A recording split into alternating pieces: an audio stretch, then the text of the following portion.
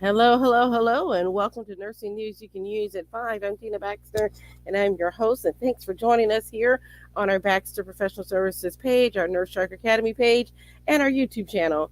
And I want to just say a belated happy Thanksgiving to everyone. I hope you had a great and wonderful holiday, and looking forward to the next season with you coming up for Christmas. And so I wanted to start off with an announcement because I thought this would be a great time to get it out. I am speaking at what's called the Possible Summit, the Women's Possible Summit, and so I will be posting that link into the chat for everyone. But I wanted to invite you to join me at this event. I'm looking forward to it. It's a women's business summit, and I will be talking about going from employee to entrepreneur and how to make that mindset shift to becoming an entrepreneur in your life and starting your business. And so I am very encouraged to be a part of this event. They have a lot of great speakers. It's a 3-day event. I'm speaking on Monday, and it's free. It doesn't cost you anything to join. Just please join us and support this great event. And I'll be also part of the panel on Monday. So I just posted that into the chat for you. And yeah, Facebook is doing some crazy things and not letting us post this link. But I will put it in the show notes and I'll put it over on YouTube. They'll be fine with it. But yeah, Facebook is doing a strange thing where they're not letting us post the link for this. But it's the Mission Possible Summit online. You can go to there and register. I just mentioned that you heard about it from me and the Nursing News You Can Use show. All right, let's get into our affirmations and inspirational quotes for today. Today is November the 29th, and here's our first quote. A life spent making mistakes is not only more honorable, but more useful than a life spent doing nothing. A life spent making mistakes is not only more honorable, but more useful than a life spent doing nothing. That's George Bernard Shaw.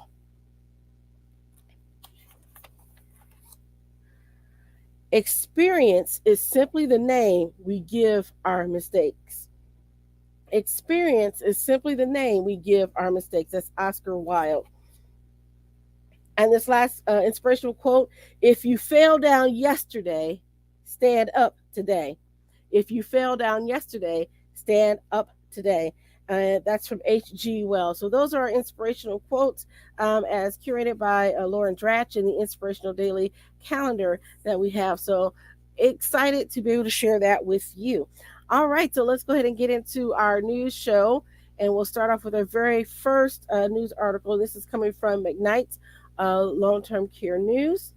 And this is breaking news. A senator promises legislation to quash nursing home staffing mandate. Senator Deb Fischer, Republican from Nebraska, has pledged to introduce a highly anticipated bill to block the Centers for Medicare and Medicaid Services from implementing its proposed nursing home staffing mandate, although the timing remained unclear today. Fisher announced her plans in a weekly column posted to her Senate website, saying the legislation would prevent CMS, quote, misguided standards from going into effect. It also would establish an advisory panel on nursing home workforce issues.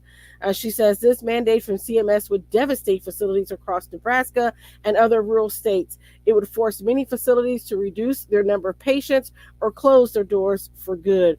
The Biden administration must hear from from voices outside the big cities on the coast. This proposed rule is a one-size-fits-all solution that simply doesn't fit. It's a misguided mandate that will prove destructive for communities that most need care.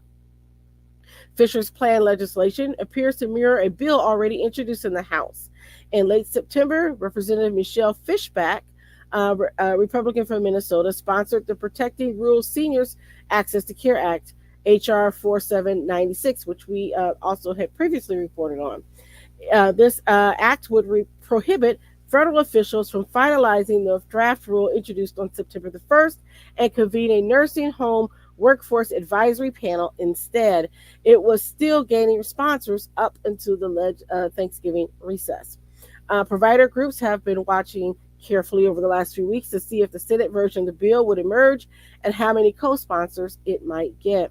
In a divided Congress, House bills often go to the Democratic led Senate to die, but at least five Democratic senators and two independents already have publicly expressed their opposition to the staffing rule, giving the promised Fisher bill potential legs.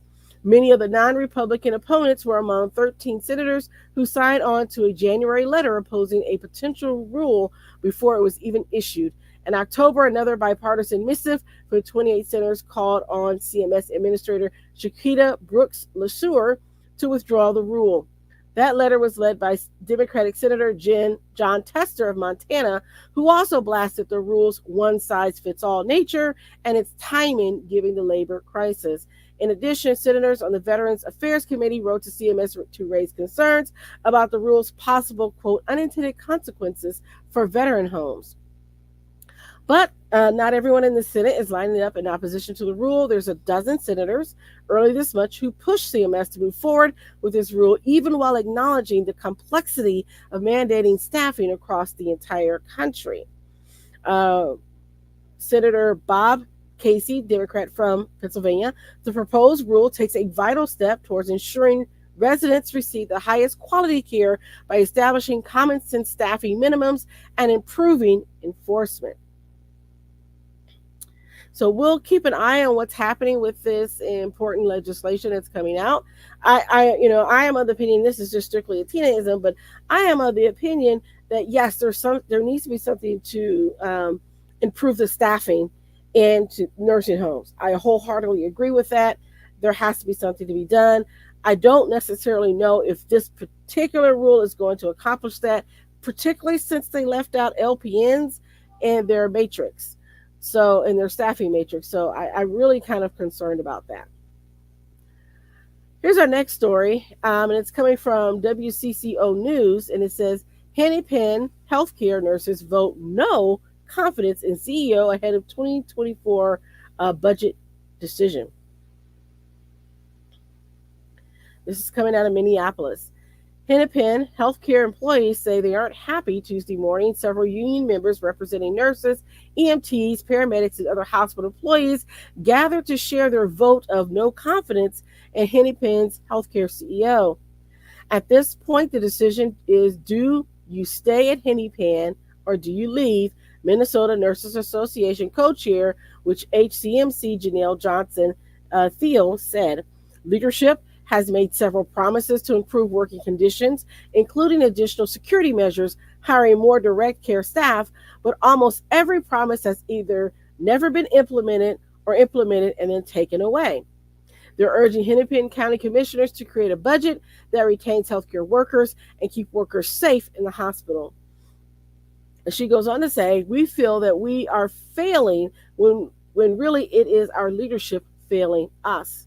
In an effort to cut costs, Hennepin Healthcare's 2024 budget would raise employee health insurance premiums by 5%.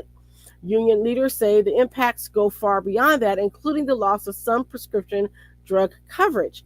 Out-of-pocket maximums are going up, co-pays, all these things. So the costs associated with the plan are significantly increased, says HCAPE Vice President Sam Erickson. So yes, it may only be 5% or 10% coming out of our pocket, but the cost of taking my daughters to the doctor or wife to get treatment has gone up significantly.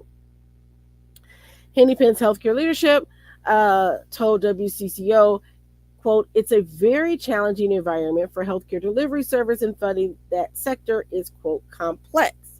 A statement to WCCO reads, in part, the board of directors believes management offered a balanced approach to the 2024 budget proposal, prioritizing investments to maintain quality, improve access, and reduce the length of stay, as well as enhance safety within our facilities. The statement also adds that it will continue to offer a competitive pay and pension plans. Its current retention rate is 90%. The HCMC 2024 budget vote was set to happen Tuesday, but the Hennepin County Board of Commissioners rescheduled it to happen December 12th. So just another one of those things that happen, but I'm glad that nurses are finding their voice and speaking up. So we'll see what happens with that case. But hopefully things work out well for the nurses and all involved in this case. Here's our last story for tonight. This is coming from K5, and its psychiatric unit at Seattle's Children's has nurses, quote, in persistent state of fear. 44 nurses at the state's largest pediatric hospital describe working in a persistent state of fear in the psychiatric and behavioral medicine unit. The Washington State Nurses Association issued a release on behalf of employees at Seattle Children's Hospital who sent a letter to the facility on November 17th, urgently requesting more help in their unit. WSNA says twice in the last 2 weeks, police have been called to mitigate violent incidents in the unit. On November 7th, WSNA says police responded after, quote, patients turned over carts, used a pole to swing at people, broke windows, and held a nurse in a chokehold. WSNA says the same day, a nurse in a different part of the unit was choked, struck in the head 16 times, and nearly lost consciousness. Having 12 officers come in and escort a patient out is a sign we are under-resourced and also traumatizing, said Natasha Veteroff, a nurse on the unit, in the release. Henry Jones, another nurse on the unit, said, I'm exhausted from constantly reacting to dangerous behaviors and trying to prevent serious harm. In our current state, I feel like I'm functioning more like a bouncer or a prison guard. In the letter, WSNA says nurses requested 3 security officers in the unit during the day and 1 at night. There was also a request for additional nurses with specialties to improve the available resources, not to have the nurse-to-nurse ratio to exceed 1:8, and for double pay during the crisis to encourage nurses to remain on staff.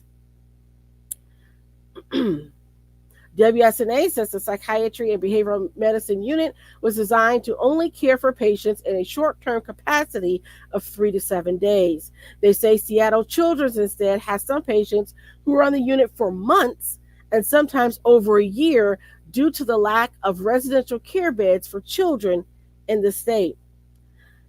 Amy Lamson, a Seattle Children's nurse in the unit, says the lack of infrastructure and social supports in the mental health care system and a lack of funding is the root cause of what's happening. These lashing outs are exacerbated by hospital leadership who are not providing resources to handle the current reality. Brandon Shander, another nurse, says the reality is we are forced into this situation. If the state and the nation are not going to change, Seattle Children's need to build a residential facility to meet long-term care needs. Seattle Children's released a statement to King through a spokesperson in response to the release. It reads, our country is facing an escalating youth mental and behavioral health crisis, and the demand for services remains alarmingly high. The safety, security, and well-being of Seattle's children, patients, and workforce is our top priority, and we have intensified efforts over the past several months to address this demand. Last month, we opened an emergency operations center in response to the mental health crisis to streamline communication and decision-making and immediately address concerns. Seattle Children's has brought in additional staffing resources and increased both leader and security presence on the psychiatry and behavioral medicine unit. The team is also actively seeking travel nurses to provide supplemental staffing in patient care. While these critical steps support the immediate safety of our workforce and patients, Seattle Children's cannot solve this crisis alone. This work is ongoing, and we are actively collaborating with external partners at the local, state, and federal level to identify and eliminate barriers and find rapid solutions to address the extremely high number of patients in seeking care for mental health and behavioral health crises across the state. Greater investment in youth mental health is critical to build a pediatric mental health system that encompasses upstream prevention to the highest acuity and complexity to meet the needs of Washington's youth. It is noted that violence towards nurses and healthcare workers in general has become more common in recent years, and that data from the American Health Care Workers now suffer more non fatal injuries from workplace violence than workers in any other profession, including law enforcement. I just want to say that again. Data shows that American healthcare workers now suffer more non fatal injuries from workplace violence than workers in any other profession, including law enforcement. In July, a security guard at an Oregon hospital was shot and killed by a visitor who had been causing trouble in the maternity ward. Recent nurse strikes at Providence Everett and Kaiser Permanente came partly due to workplace safety and staffing issues. It says the state budget passed in the legislature this year includes funding for programs designed to grow the healthcare workforce, totaling $24 million, according to Washington State Hospital Association. A portion of that money will go toward the multi-state nursing license and increasing nursing slots in the community college system. But again, that doesn't fix the problem of lack of mental health resources for the youth in that state and across the nation, nor does it fix the problem immediately of having nurses and other healthcare workers attacked and fearful of their life. And this is why I do this show, is to bring these things out into the forefront.